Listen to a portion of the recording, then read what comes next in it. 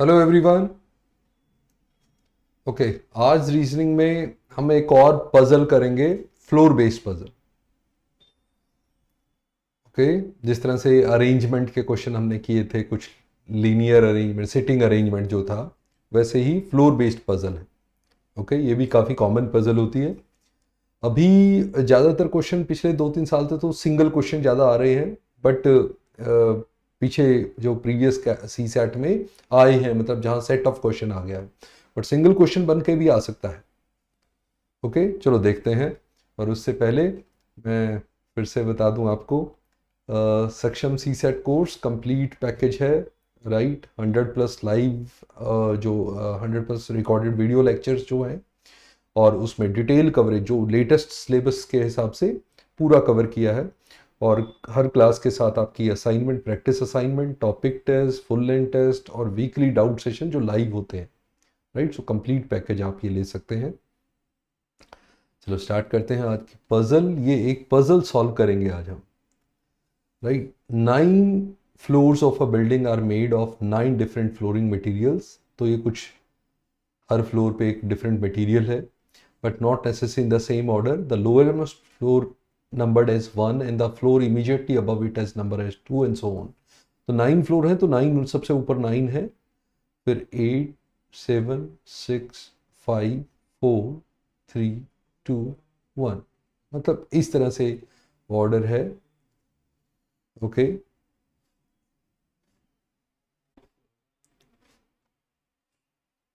तो जनरली ऐसे केसेस में जब आप अर्न करते हैं तो केसेस सारे लेने होते हैं, केसेस नहीं छोड़ने हैं। जैसे इसने कहा the lowermost floor is numbered as 1 and the floor immediately above it is numbered as 2 and so. Okay, ये हो गया था।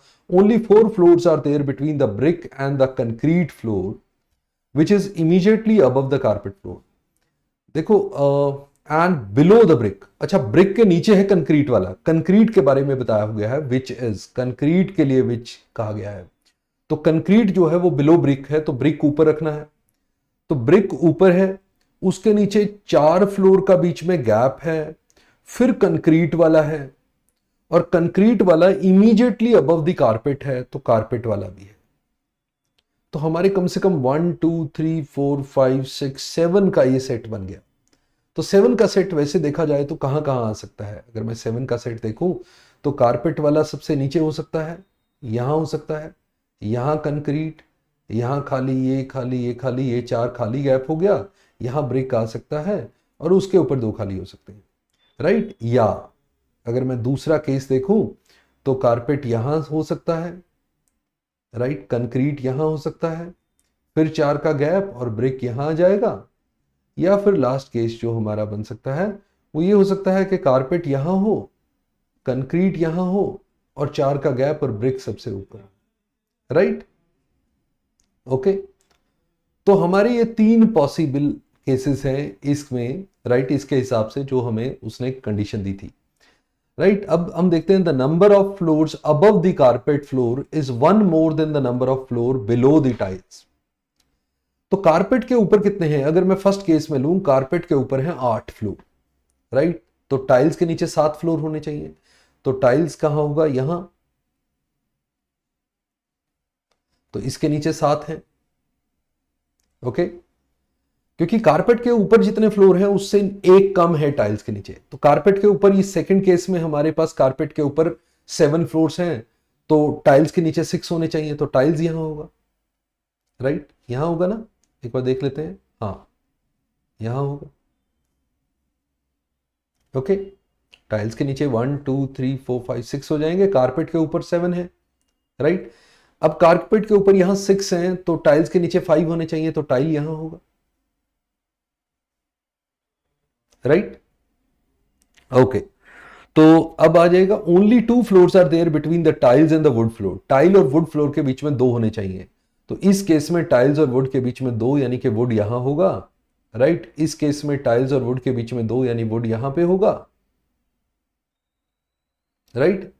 इस केस में ना तो ऊपर पॉसिबल है ना नीचे पॉसिबल है, तो ये केस हो गया गलत, राइट। टाइल्स और वुड के बीच में 2 का गैप बन नहीं रहा था, ना नीचे को बन रहा ना ऊपर को बन रहा, राइट। ओके, तो हमारे पास 2 केस बच गए। अब है ओके ये हो गया, only 2 floors are there. The number of floors between the wood and the concrete floor is the same as the number of floors between carpet and lamination.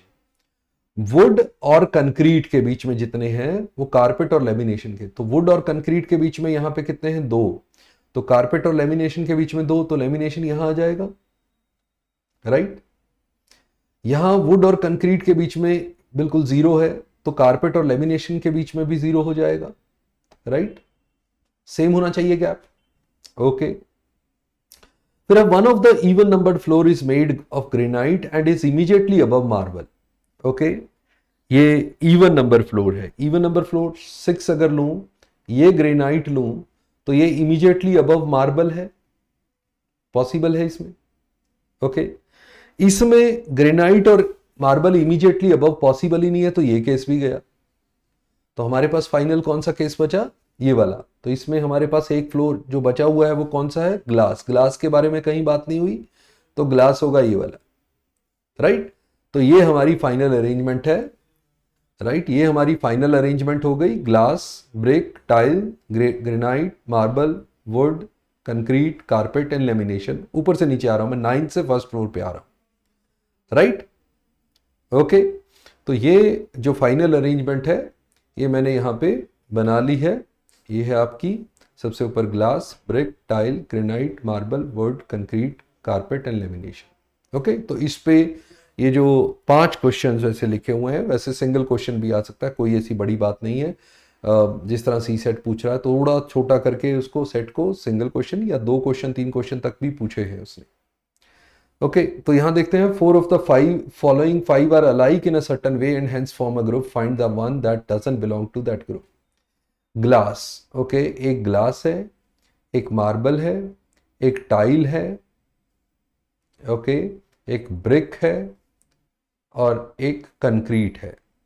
तो पहले इनके फ्लोर नंबर देखो. इसका फ्लोर नंबर 3 है, इसका 5, इसका 7, इसका 8, इसका 9.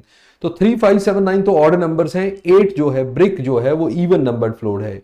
ये ऑड वन आउट है, ये doesn't belong to the group, क्योंकि ये इवन नंबर्ड फ्लोर है. बाकी सारे ऑड नंबर्ड फ्लोर है, right. Okay, so how many floors are there between the tile and the marble. Tile and marble के बीच में कितने हैं, एक फ्लोर है, राइट, 1. क्योंकि बिटवीन लिखा हुआ है तो बीच में लिखेंगे. टाइल और मार्बल के बीच में एक ही फ्लोर है, ग्रेनाइट वाला. If brick is related to floor 5, if brick is related to floor 5, okay, ये वाला, and wood is related to floor 1, okay, ये वाला, तो -3 है एक तरह से. ब्रिक -3 करो, ये ब्रिक 8 पे है, तो फ्लोर 5 + 3 8 पे, और वुड जो है 1 + 3 4 पे.